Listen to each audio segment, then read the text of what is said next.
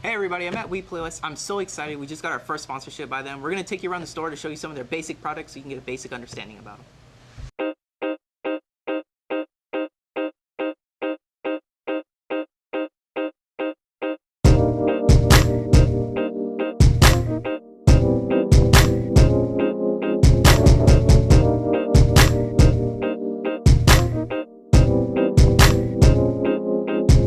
Hey everybody, my favorite card game right now is to play Dragon Ball. I just got back playing Yu-Gi-Oh! I'm going to be start playing Magic, so come on down to We Playlist and play a few games.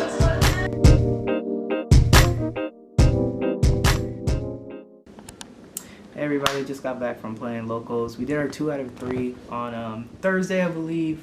Your boy got second place with my favorite leader, of course, like always.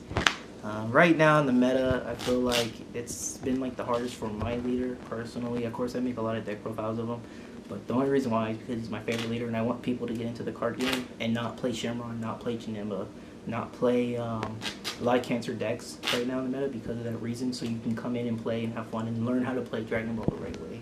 So I got, I believe, 5 tournament packs total. So I'm gonna open these up for you guys right now, real quick, before we get in the deck profile. Oh, we got a crit Vegeta. Like, low-key. Kind of really needed that, sadly.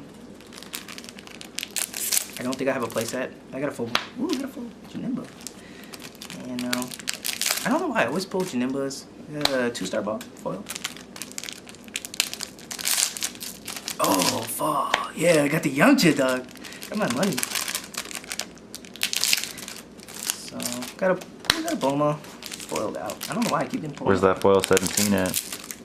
Hey, dog. Don't test me, dog. Another 2-star. What's up?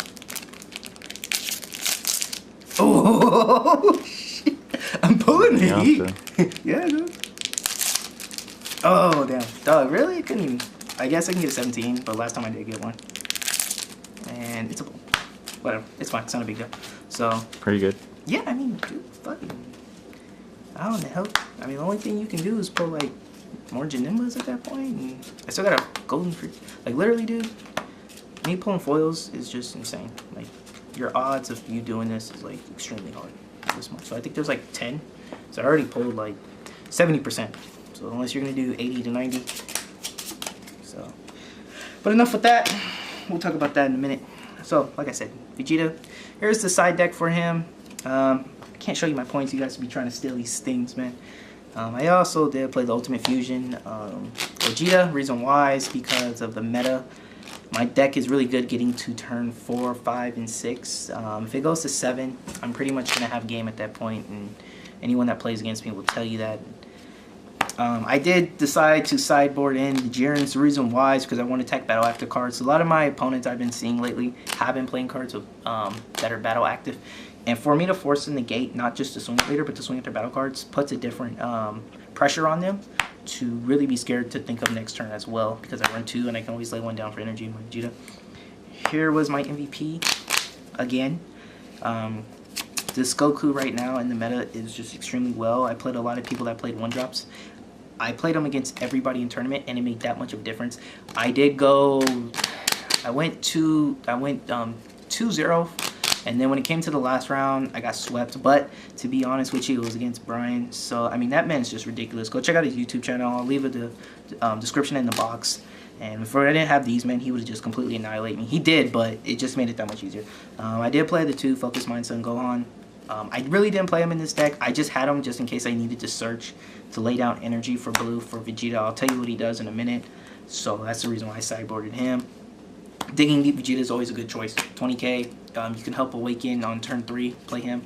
And right now, he's just really good. He doesn't attack battle active cards, and I have to be careful because unlike Pan, I don't get to attack battle active cards like with the Yamcha and the other Gohan and things of that nature. So but you could still take 2 with that though. Yeah, I can take 2, and it's like for me and my leader, I don't have to awaken. It's not a big deal. I actually like not to awaken.